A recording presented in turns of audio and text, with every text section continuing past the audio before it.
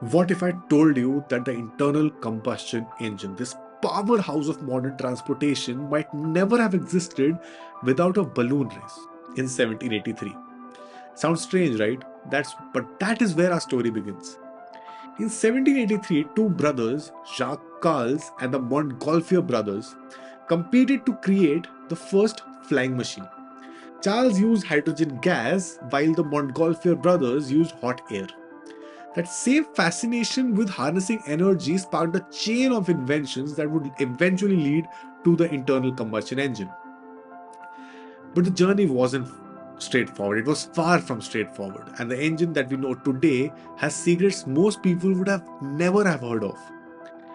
Let's backtrack for a second. Did you know that the concept of internal combustion engine was first explored not by an engineer but by a Dutch physicist named Christian Huygens in 1680? His idea was to use gunpowder. The gunpowder was to create explosions to drive pistons. Yes, actual gunpowder I'm talking about. While it didn't work in practice, it was the first recorded attempt to use combustion to create motion. Fast forward to the 19th century, and a man named Etienne Lenoir created the first commercially successful internal combustion engine in 1859. But here's the twist: it ran on coal gas and not gasoline, and it powered a three-wheeled car which could only go 3 kilometers per hour. It was more of a noisy, sputtering engine than a revolution. It just was an experiment which almost seemed that it has failed, but it proved one single thing: that combustion power wasn't just a dream, it could actually create motion. And then came Nicholas Otto, whose four-stroke engine in 1876 finally made this dream a reality. It made this technology efficient and reliable. This didn't just change transportation, it changed how we thought about energy itself. Now here's a detail most people don't know about. Internal combustion engines are essentially controlled chaos. Every time you start your engine, thousands of tiny explosions occur inside the cylinders every single minute. But what's incredible is how perfectly these explosions are timed and balanced. The secret lies in the four-stroke process invented by Nicholas Otto: intake, compression, power, and exhaust. This sequence is so precise that even a single misfire by even a fraction of a second can make the entire engine fail. Early inventors had to figure this out without computers, sensors, or any simulation of any kind. It's a testament to their ingenuity that they got it right with just hit and trial with only mechanical parts.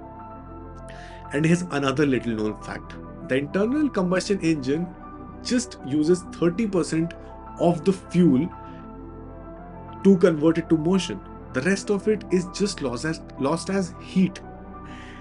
This inefficiency is why modern engineers are constantly trying every single day, tweaking designs to extract every bit and every ounce of energy from every drop of fuel.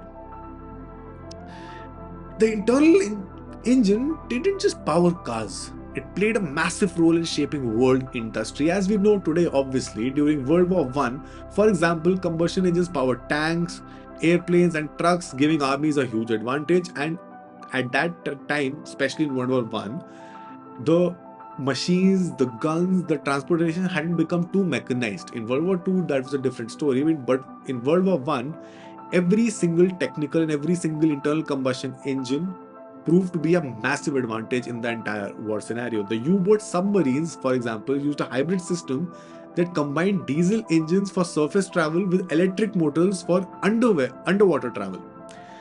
This innovation made them nearly undetectable, and if you know anything about U-boats, which I would cover in someday probably, they had changed naval warfare forever. And in World War II, the Rolls-Royce Merlin engine powered the legendary Spitfire fighter planes, helping the Allies win the Battle of Britain in 1941. Without these engines, history might have taken a very, very different turn. Now, here's a part of the story which probably many of us don't know about. Women also played a very critical role in advancing engine technology, especially during the World Wars. While men were fighting on front lines, it was the women who worked in factories building and refining those engines to precision that powered the tanks, the planes, the ships. One standout figure is Hedy Lamarr. She was not just a Hollywood actress but also an inventor who co-developed a frequency hopping system to make torpedoes guided by internal combustion engines harder to detect. Her work laid the foundation of Wi-Fi and Bluetooth, making internal combustion engines not just important for energy or transportation, but for innovation overall across industries and across use cases. The engine is as much about innovation as it's about teamwork and resilience. So, what's next for internal combustion engines? Because we are seeing EVs grow day by day, and many companies are completely basing their businesses on electrical mobility, and it feels that the days are numbered for internal combustion engines. But are they?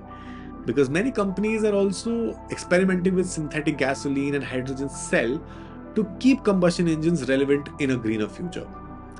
And get this, Formula One racing, long a showcase for internal combustion engines with V10, V12s, is spearheading these innovations. Starting in 2026, they plan to use 100% sustainable fuels, proving that even an old technology can evolve to meet the challenges of tomorrow.